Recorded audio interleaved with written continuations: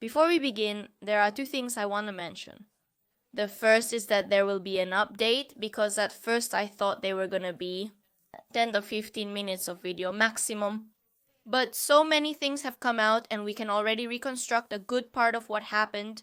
So there's going to be a second part because this one isn't enough. When is that second part going to come out? I don't know yet. It could be next week, in 2 weeks, or in 2 months. It depends on how the rest of this case unfolds. And the second thing has to do with the victim's name. I really struggled during the video to consistently say her name. I had been watching a lot of news for many days that confused me when recording. I tried to be as consistent as possible, but please forgive me because it didn't happen. With this, I mean that I do not want to disrespect either the victim or her family. That's why I really tried, but with so much information and different pronunciations, I sometimes got a little confused. Now I will leave you with the case. Hello and welcome to my YouTube channel once again. Today we have the case of Devani Escobar. I'm going to make some clarifications before we start. This case is very recent, much more than other cases I have done. The difference is that there is a lot of information. Keep in mind then that it is most likely that I will say things in this video referring to beliefs we have about what happened. That change later. During the week while searching for information, I found inconsistencies in what I initially said compared to now. I am recording this on April 28th, and even on the day I publish it, I may still be making changes to the final video.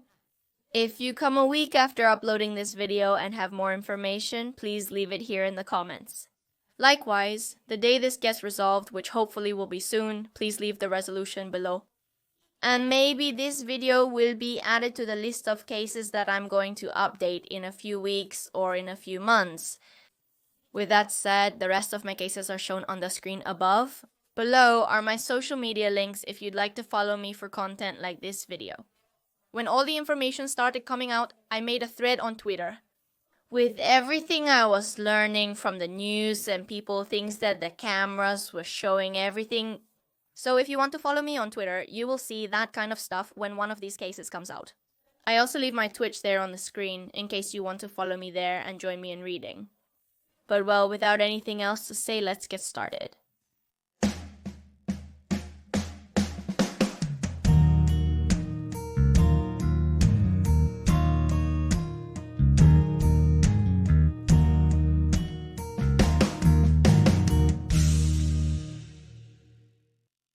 She was Devani Susana Escobar Balsadua. She was 18 years old at the time of the events. She was the only daughter of Mario Escobar and Dolores Balsadua. She lived with her family in Monterrey, Nuevo León in Mexico. Devani was studying law at the Faculty of Law and Criminology at the Autonomous University of Nuevo León, where she was in her 3rd semester. In fact, she had taken her previous semesters virtually and was finally about to start attending physical classes in person. After 2 years of pandemic, according to her friends and acquaintances at the university, Devani was cheerful, outgoing, charismatic, and fun. For now, there isn't much more to tell about the victim's life. So, with this little context, let's move on to the day of the events.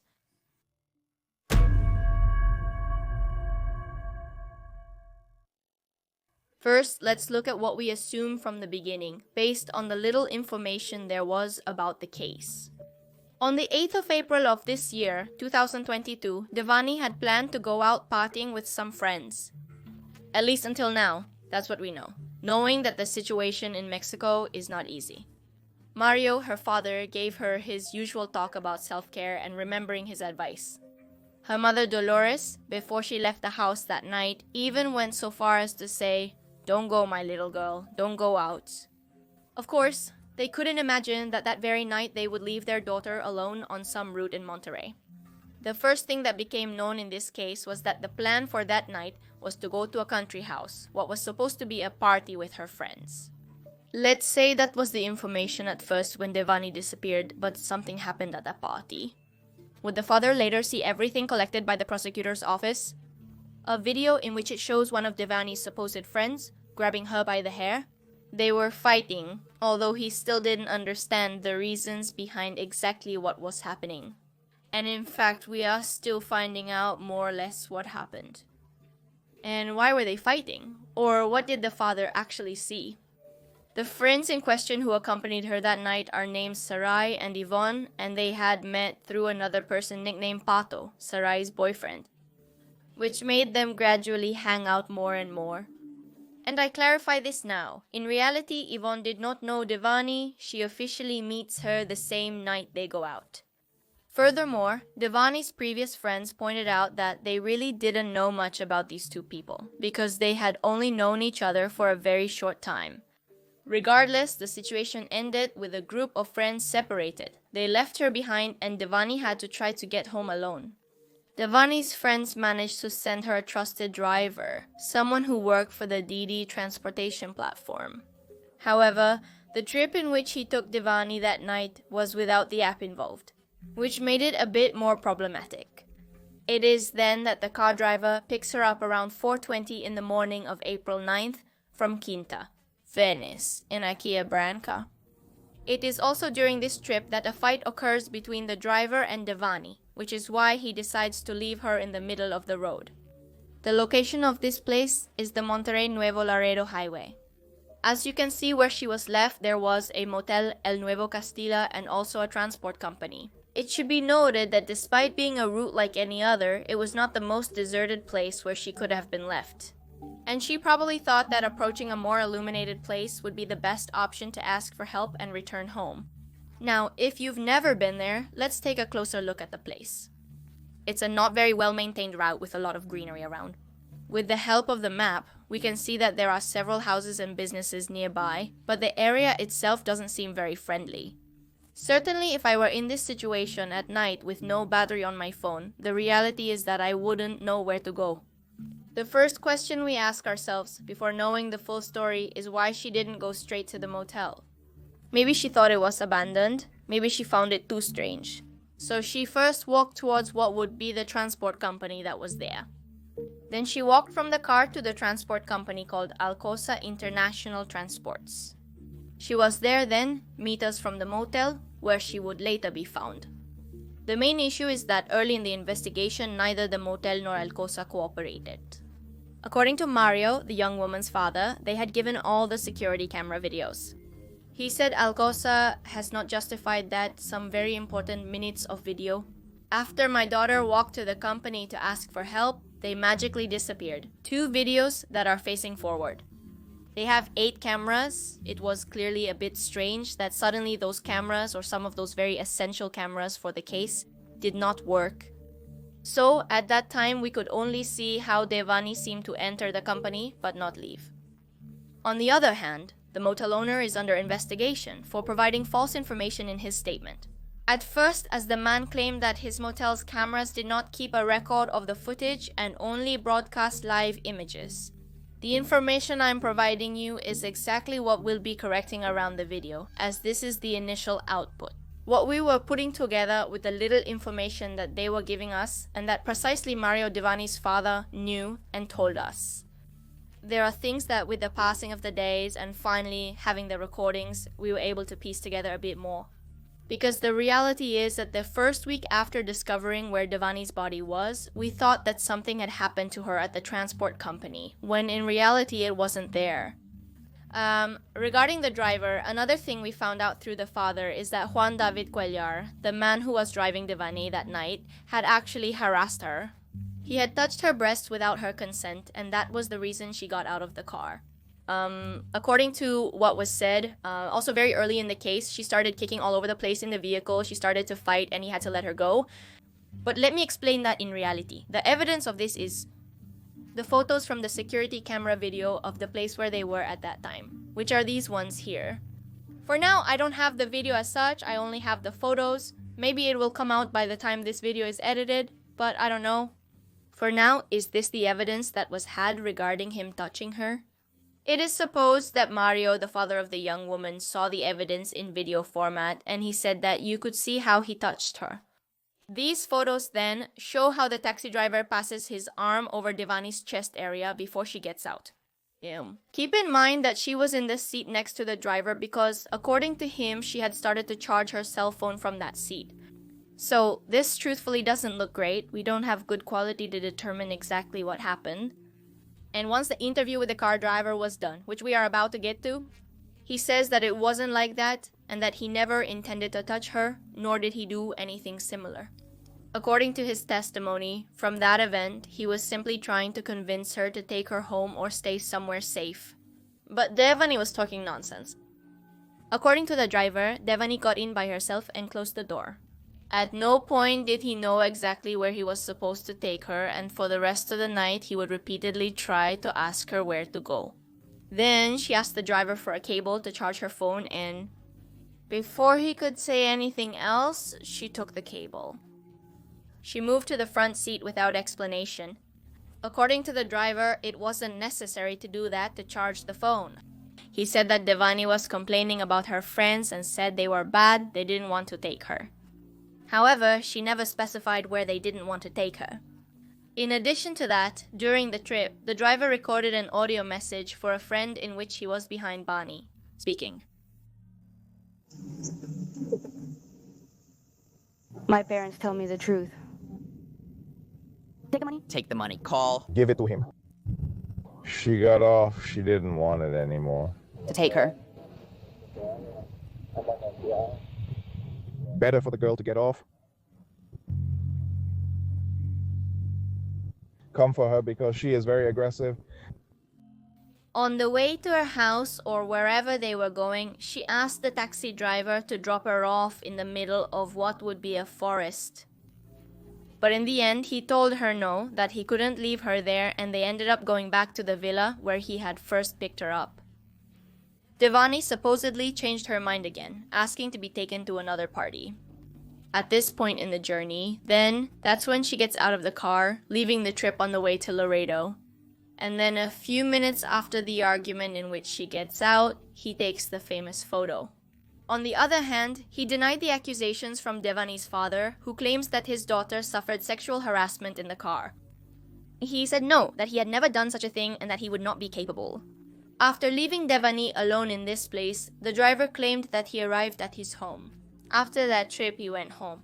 He told his wife about the situation, went to the bathroom, and after 10 minutes, he returned to the same place. Except that at this moment, she didn't see Devani, he had already left. He also mentioned that his car was searched, that is, it was seen. A couple of times, it was examined if there was any evidence of a struggle or any evidence of a crime. He was also questioned about why he took a picture on the road, this picture that became very famous from this case. Because it really wasn't understood why he would do such a thing. But Devani's friends said that picture was taken to show that she had gotten off on her own. And roughly, where was she? What was she doing? Although, of course, there are those who doubt that the gesture was so innocent or perhaps innocent. She wanted to distance herself from whatever happened to Devani later, knowing there was a possibility she would disappear. Mario Escobar says that was the trigger for everything that followed. Even if he is not responsible for killing her, Juan David had been, until a certain point, the last person to see Devani alive. If it's true that he touched her, that's the reality. If he had been a respectful and decent person, probably Devani would never have gotten out of the car and never would have run through the hotel at night.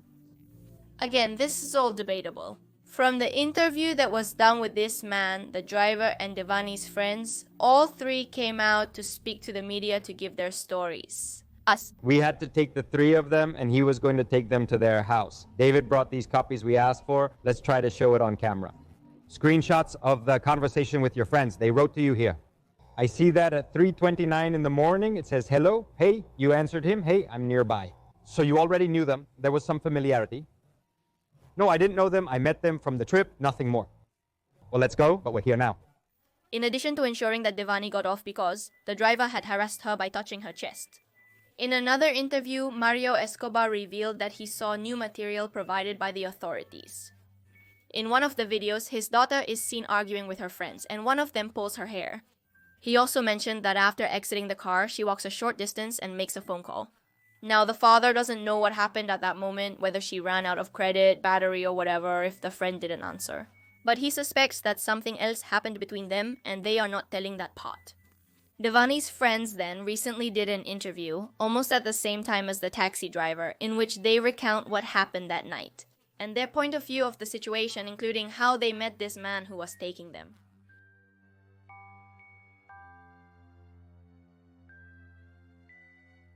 As expected, Devani's friends were intensely interrogated for leaving her alone in that location. And, to make matters worse, they were also questioned when they said nothing about the case, when they did not speak out about what had happened. So, at the end of April, this interview was given, in which they clarify some points. First of all, Sarai and Devani had known each other for about 2 months and had gone out 4 or 5 times by that point. While the other girl, Yvonne, had just met her that night, Yvonne and Sarai worked together. That's how they knew each other. That night, Devani sent Sarai a message saying she wanted to go out and wanted to go to a party, not a club.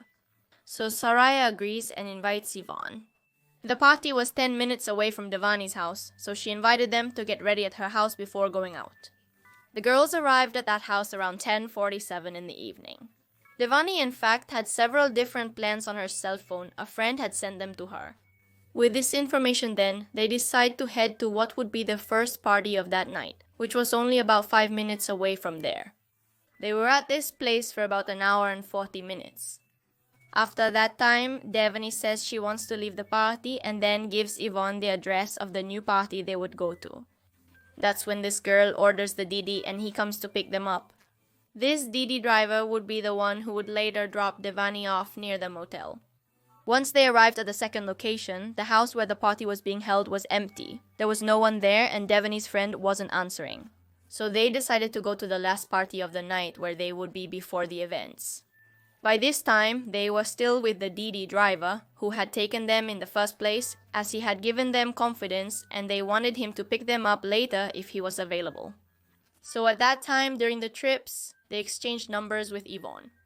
So this man takes them to the new location.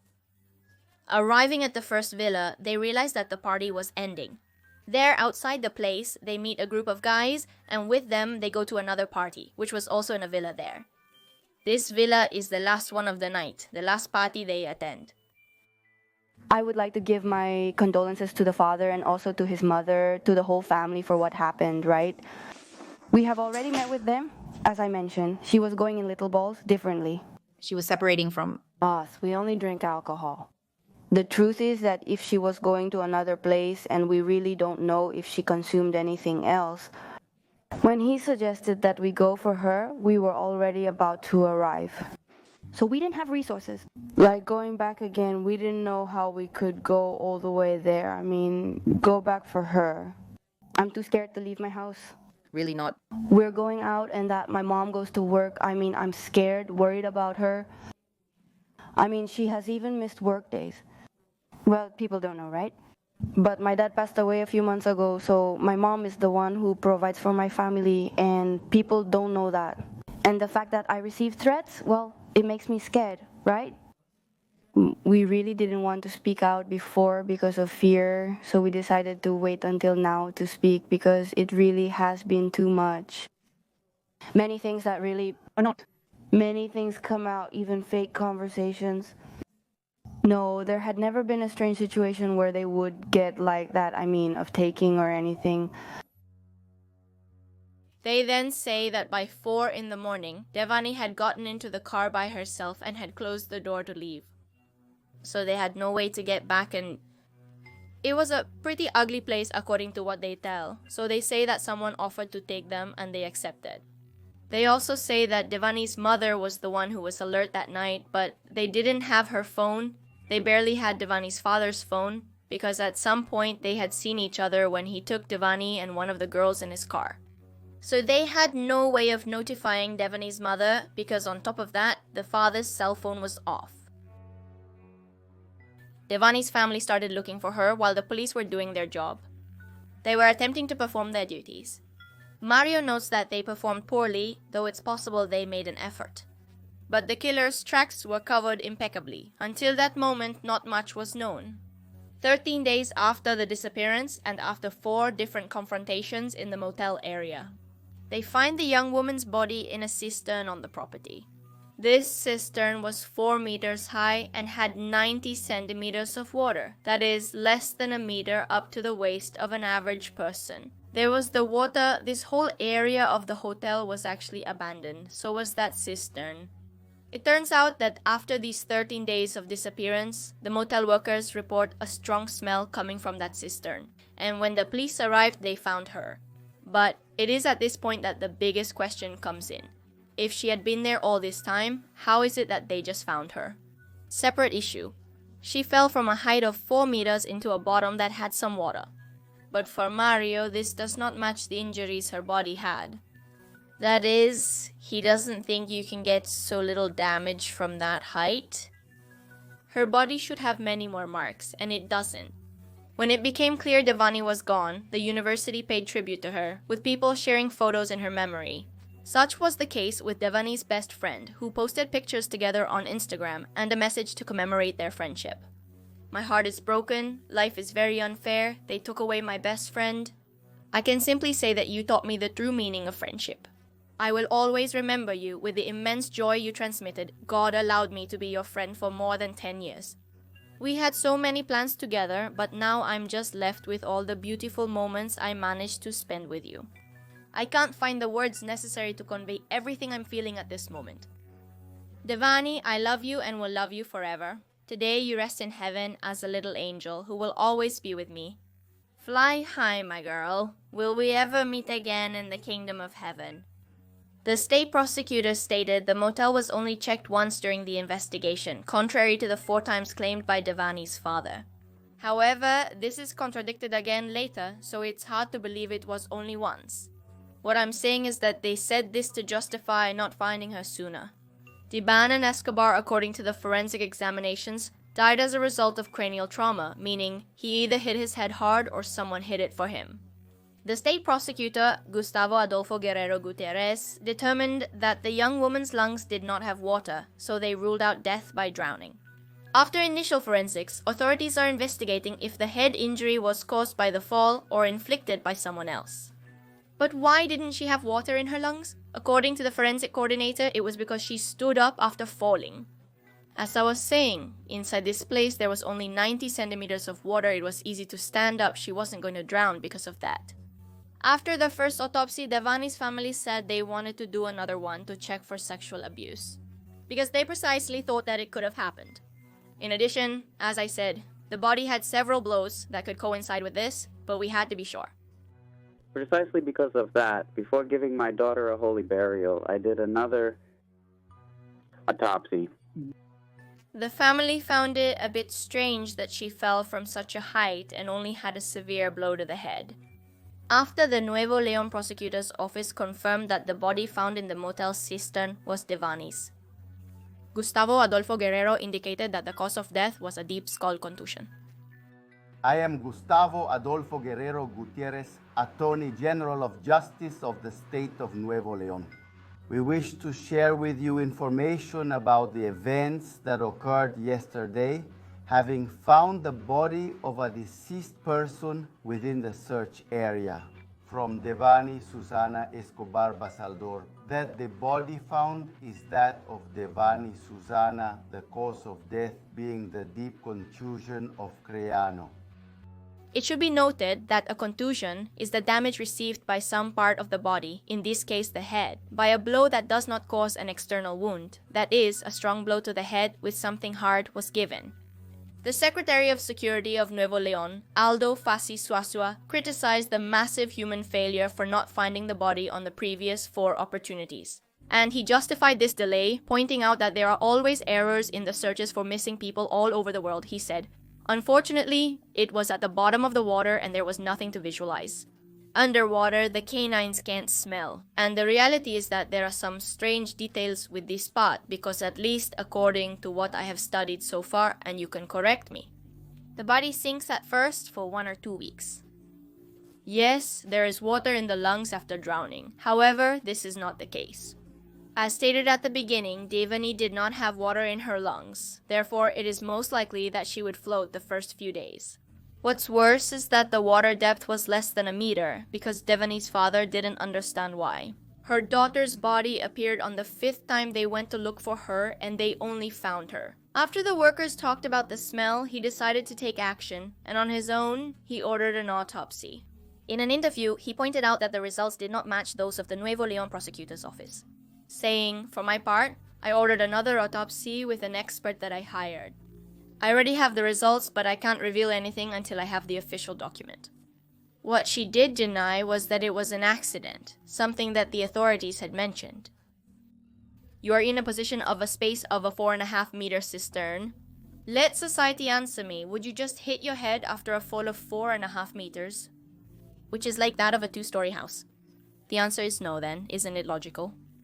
Likewise, he said he is willing to continue until he finds the truth. The authorities should exhume the body and perform another autopsy to clarify things. I'm going to do it, and they should too.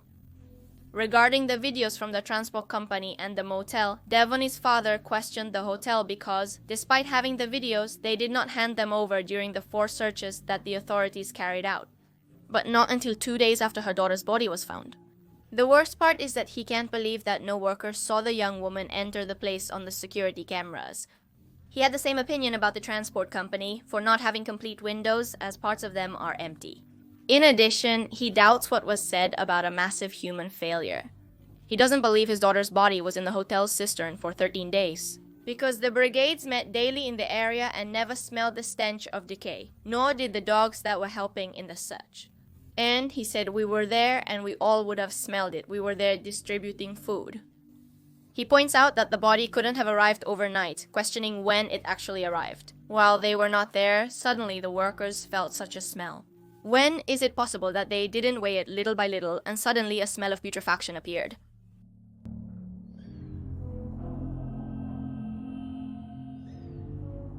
All this time, a key discussion was about security cameras, so both from the street, from the transport company, and from the motel. The biggest problem is that the motel did not hand over the cameras right away, saying they were not working. Which, in these cases, always turns out to be quite convenient that just the key cameras are not working. So, for a while, we knew that Devani had arrived at the door of the transport company, but we had no idea what happened after that. We now know more, and it's crucial. Firstly, Devani was seen going to the transport company's door. And it seems like she wants to knock, but she goes where the camera can't capture her. Here come the new images rescued from the hotel and the street.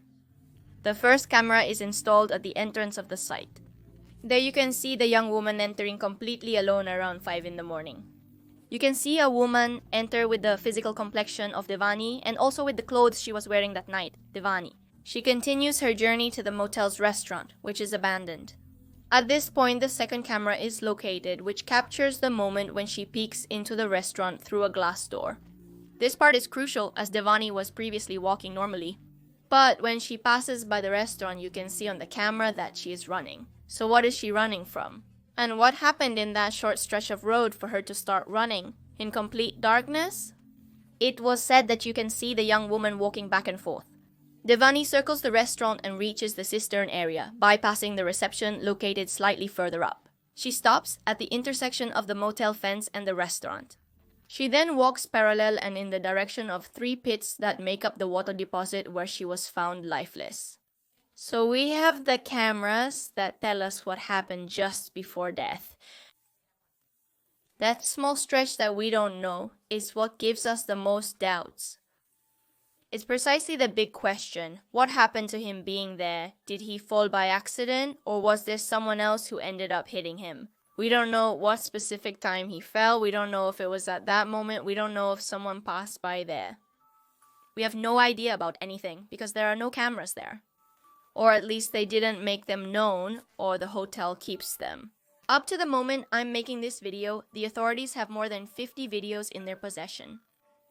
The most recent thing we have from cameras is that you can see, almost at 6 in the morning, that outside the abandoned restaurant of the motel, and there are 2 people. You can also see a car passing by. This happens 40 minutes after the last time Devani can be seen on camera walking towards the side of the tanks. It is also assured that 5 cars in total passed by on different cameras where Devani was walking that night.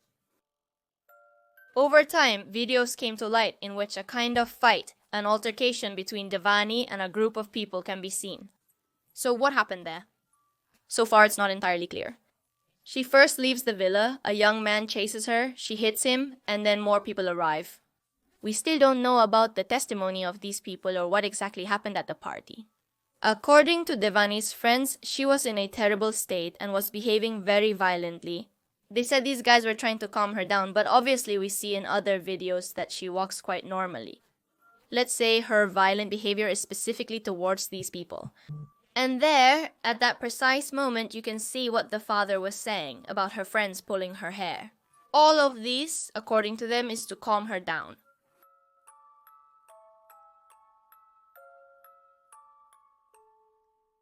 Some people were confused in the past few weeks because the face of the driver who came forward to be interviewed was different from the one the media had initially shown.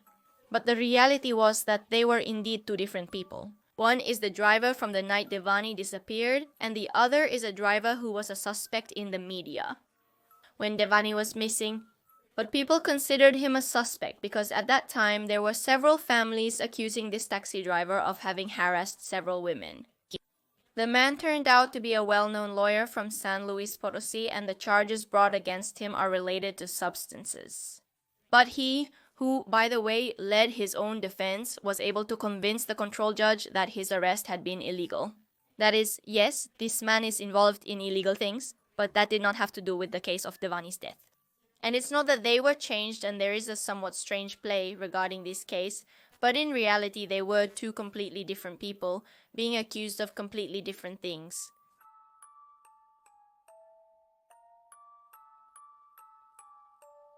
On the other hand, something that is being talked about now is Devani's cell phone, which was found in the water, but not where she was. In a press conference, the Nuevo Leon prosecutor's office stated that the cell phone was found in a different pit which contained other objects such as a black garbage bag.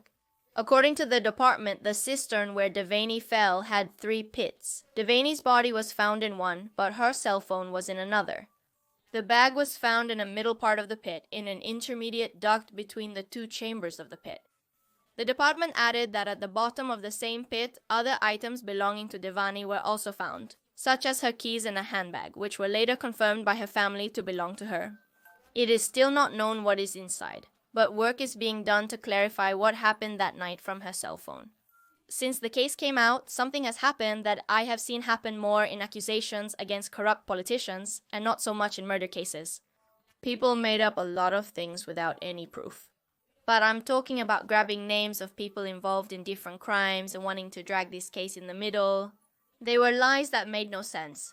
An incredible thing formed around this case. On the internet, people would grab screenshots of anonymous internet posts and without sources, or even how they got the information if a friend told them or what they did. And they just started spreading false information everywhere. Whether there were posters involved, whether Devani was an escort, literally that. There were entire posts defending this topic that Devani was an escort and that she had gone to meet at the hotel with mafia bosses, things like that. That if her friends were also that they killed her for knowing what well. It is never ruled out that there is corruption in the middle, but it was already touching a quite strange level. The reality is that Devani had known one of the girls for a few months and the other just that night. On top of everything, there are cameras that show what he did almost all night. So many of these theories, so to speak, were falling apart, which were more than theories, they were direct accusations. Having said that then, on April 23rd, news was given that the sexual abuse of Devani was confirmed. Something that also began to be repeated on social networks. The news read something like this. The Federal Commissioner of the Inter-American Commission on Human Rights, or the Inter-American Commission on Human Rights, Omar Tamez, reported that there are inconsistencies in the investigation into the death of Devani. Escobar. Therefore, a second expert opinion will be made. Upon leaving the victim's wake, the family's legal representative revealed that Devani Escobar did suffer sexual abuse. On the other hand, Omar Tamez pointed out that more blows to the body were also detected. She had bruises on other parts of her body. It will be determined with the second expert opinion if there was sexual abuse. It's a delicate matter. Let's see, the sentence I just read to you is a bit ambiguous anyway. It doesn't directly confirm that there was sexual abuse. But most of the media took it as if it was a super affirmation that it had happened.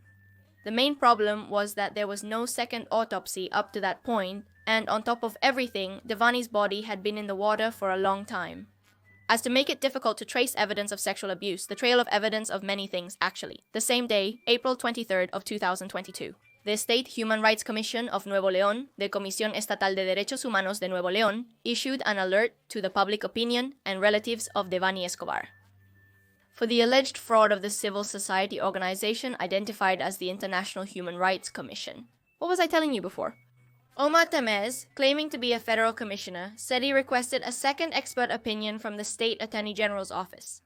But the Criminal Investigation Department, which Omar Tamez was talking about, was a civil association and does not have the powers to conduct investigations in these types of cases. In short, his claims were false. Furthermore, the Inter-American Commission on Human Rights, Criminal Investigation Department, reported the following.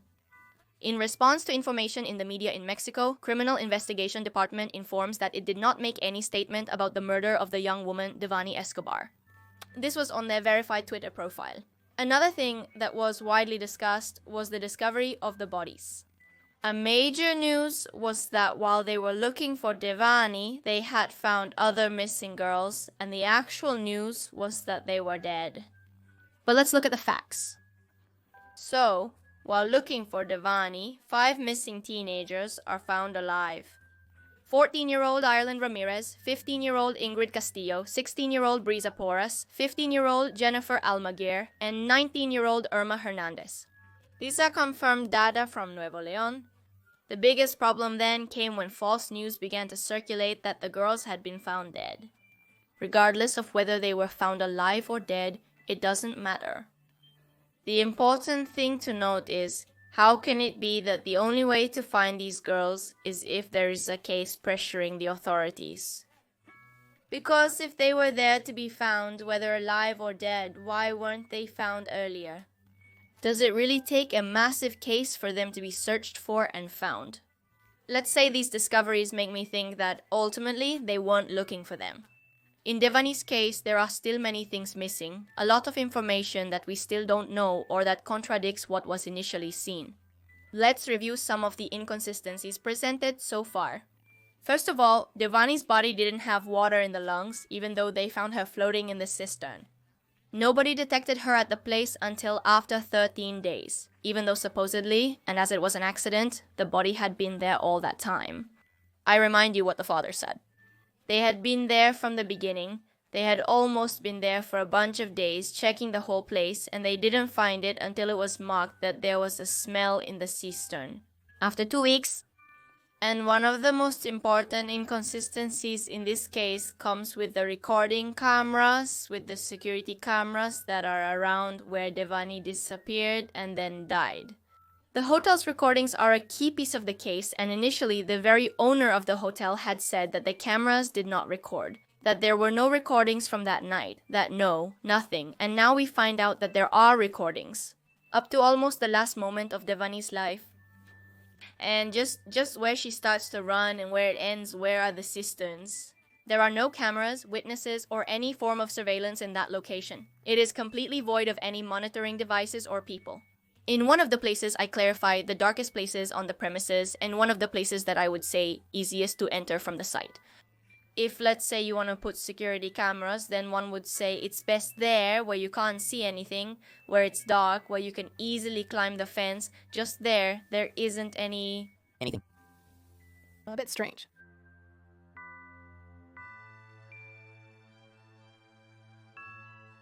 Recently, numerous news stories and rumors have circulated about this high-profile case, which has undoubtedly garnered significant media attention. As of today, a few weeks have already passed, and there are still tons of news every day. One of those many news stories and rumors is about El Jaguar, who would be suspected of being one of the perpetrators of the crime. Leaked chats came to light in which a person nicknamed El Jaguar is mentioned, who would be one of the perpetrators of the crime. These chats are accompanied by a photo of this person. As the days went by, Jaguar himself came out to the media, first of all through the famous TikTok application to give his version of the story. Gustavo Isidoro Sotomiranda claims to reside in Texas, United States of America. In the videos, he denies involvement in Devani's crime, stating his nickname is King Kong, not Jaguar, and that he has evidence to prove his alibi. Since on the day of the events, he was in Texas, more specifically at a water park in the city of Corpus Christi. He also uploaded TikTok videos crying, where he says that his and his family's life was ruined by being accused of femicide.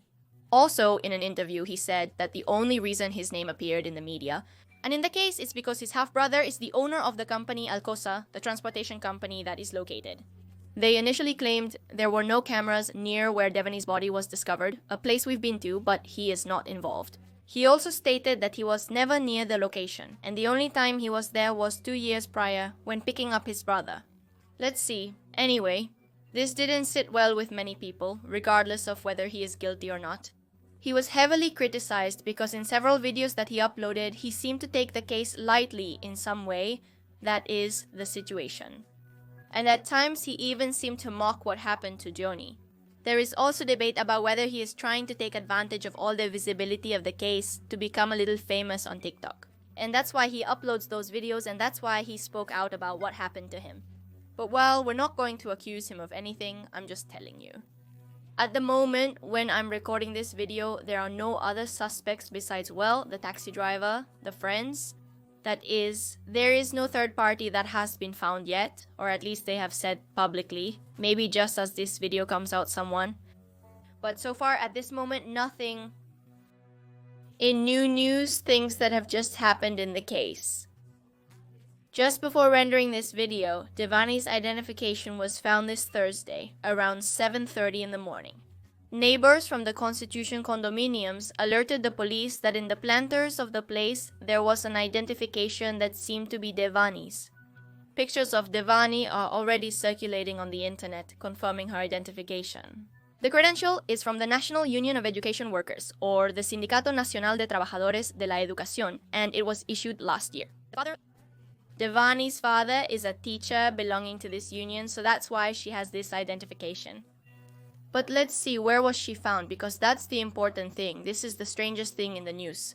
And one of the most important issues is that this place had already been checked. What happened with the body? How did it happen? This place had already been checked, and only now do the neighbors find the identification. Look at this image made by Infobay. It shows that the identification was found 24 kilometers away from the motel. That is, here are the Constitution condominiums, and up there is the New Castile Motel. Therefore, evidently, many people are commenting that there is something strange here, that it is noticeable from a great distance that this identification was placed there. Because one of the first things I thought when I just saw the news was, okay, she could have lost it at any time of the year, but what happens? Weeks have passed since the case, and it would be kind of strange that the identification was still there first, if she lost it in that place herself. And it would be even stranger that suddenly, I don't know, it flew to the place. So, definitely someone had to have put it there, otherwise it would have been found a long time ago. With all this said, let's finally move on to the case theories.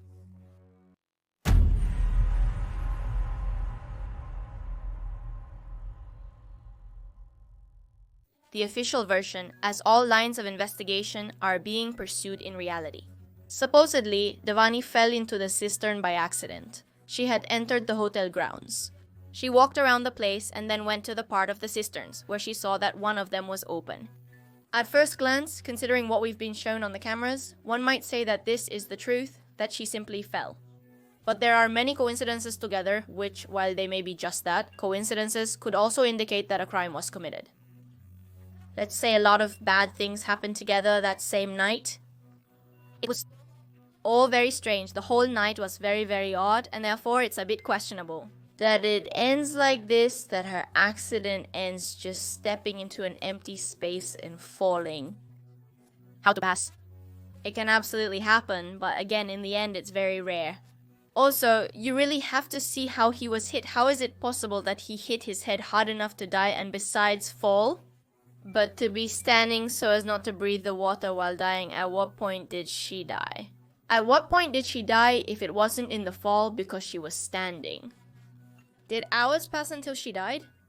There are many things that still remain unresolved regarding her death. The next theory has to do with a psychosis outbreak. It's not news that consuming certain substances can cause a person to experience psychosis. Schizophrenia usually occurs in people with a family history of the disorder rather than in the general population. Still, Many are unaware of this and fail to consider its possibility. And when consuming certain psychedelics, a psychosis outbreak begins that may have happened to Devani. As we saw earlier, she behaved strangely for a good part of the night she died. First, fighting with her friends, not letting anyone hold her, pushing everyone away, then talking nonsense. Many people are wondering about the truth mentioned by the DD driver, based on her own words. And then running through the motel grounds where we can't see anyone behind her. The last part seemed odd to me, as she was walking calmly down the street, perhaps a bit quickly, but not running. Suddenly, as she passes the abandoned restaurant, she starts running. I should clarify that even so, the place was definitely scary, and maybe she ran into someone, but it could also be that she imagined someone was chasing her. This would lead her to run to one of the darkest areas of the field, thus falling into the hole in the ground. The main issue is that a toxicology test couldn't be done due to the body's condition. However, the outbreak does not necessarily mean we must rule out that she was violated. Both things could have easily happened, given the place where she was found. At the same time, I was thinking about something that often happens, which is drugging someone to take them away, maybe a mix. Did they give her something and didn't predict it would affect her like that? Devani's friends said she was constantly moving around the party, talking to people, and frequently visiting the bathroom. So, they didn't see everything that was happening to her, and when she was about to leave, they had to go back because they had work. That day, they saw that there was a group of boys who wanted to take Devani, who was already in a pretty bad state. A group that told her friends that they saw her very ill and that they were going to take her home. They didn't know them, and obviously didn't let them take her. So are they locating this group of boys? I don't know, I haven't found any news about it yet, but it's a possibility that... It's not something that comes from my imagination, but it has already happened. Of people giving girls substances to make them sleep and take them away. In this case, the opposite happened, actually, and that's why I mentioned the psychotic outbreak and that maybe she took something that hurt her. At the same time, there are substances that cause an effect as if the person had drunk a lot, which is how her friends described it. So, does this seem like a good possibility to you? Let's say there are two ways to look at this. The first is that she took a hallucinogen that had harmful effects on her mental health. Something we could understand better if the family had a history in some family member or a history of psychosis in her. And two, could someone have given her some kind of substance that made her feel drunk? Maybe at that moment something happened that made her distrust her surroundings, and the rest is history. This last one refers to the group of men who wanted to take her home. Finally, we discussed the most widely believed theory. Beyond how she got to that point, to the point where she was without cameras in the motel. The theory is that someone found her along the way. That a person, probably an opportunistic killer, found her, maybe abused her, and then either threw her into the hole or took her with him for a few days. Can we go a bit further and say that such a person would have to be a motel worker or another nearby business? Perhaps someone spotted her and pursued her, causing her to start running at that instant. But a person who knows the place would know where to go to catch her. That's why I'm saying that if that happened, it has to be someone who works at the hotel who knows the place, because otherwise it wouldn't be very likely. Especially because in the cameras that at least was shown, there's no one else. Another theory has recently emerged, one more theory to add here. And it has to do with a stalker from Devani University. This 34-year-old man would have stalked her and then followed her to the party where she was. Now, this theory gives me a lot of doubts, mainly because of the source of these details. This comes from the Oxlack Investigator channel. He made a video with a supposed friend of Devani, or a college mate, and interviewed him over the phone to gather more details. He did not mention if the man made statements to the New Leon prosecutor's office. And he said, "It's hard for me to say it, but stop with those stories that she fell or that she was drunk." To Devani, well, it's that guy who was harassing her, who had the opportunity, it was easy for him, and maybe he drugged her, and he took her away and committed his acts. An anonymous individual suggests Devani had a stalker while attending university. A 34-year-old man who had also been at the same party as Devani. That night, at the when she died. This young man who spoke says the stalker could have planned everything that happened. He also mentions that he left the university after the young woman went missing on April 9th.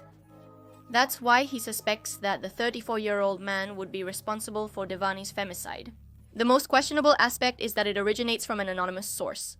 Although she might prefer to do it this way for her safety and because she considers the stalker to be a dangerous person. But the most important thing is that this anonymous colleague says that the stalker resembles one of the men she was avoiding, Devani by security cameras. And if what he says is true, then Devani's friends would be lying. Even so, the biggest question I have about it is, what would the DD driver have to do with it? Because in this hypothesis, there would have to be some connection between him and Devani's friends or the stalker. She was left in this place, near the hotel. How could the attacker know she would be there? But well, this is where we end the video. Tell me what you think. Remember that this case is still ongoing. More details are being looked into. New things are coming out every day. So remember, if you have more to say, please, you can leave it in the comments. And if something comes out that contradicts something I said in the video, also leave it there for corrections. Also tell me, what hypothesis do you believe in? What do you believe? What happened that night? What is the most likely? Well, this is the end. Thanks to my Patreons and channel members for your support.